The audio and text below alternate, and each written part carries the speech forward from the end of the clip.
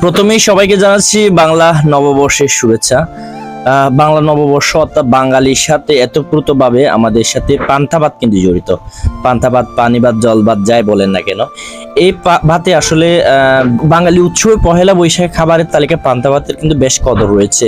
যদিও আজকে পহেলা বৈশাখ উপলক্ষে পান্তা ভাত খাচ্ছি, ব্যাপারটা কিন্তু তা না। আমি গরমের দিনে আসলে প্রতিদিন চেষ্টা করি পান্তা ভাত খাওয়ার জন্য। এই পান্তা ভাত আসলে রয়েছে আয়রন, ক্যালসিয়াম, পটাশিয়াম, পরিমাণ রান্না করা ভাতের তুলনায় অনেক বেশি। আবার অন্যদিকে সোডিয়ামের পরিমাণ কম থাকে, যা স্বাস্থ্যের জন্য বেশ উপকারী। তাই প্রতিদিন আপনারা জল ভাত অথবা পান্তা ভাত খাওয়ার চেষ্টা করবেন।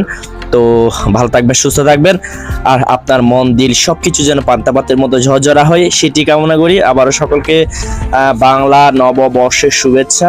সকলে ভালো থাকবেন। আল্লাহ হাফেজ।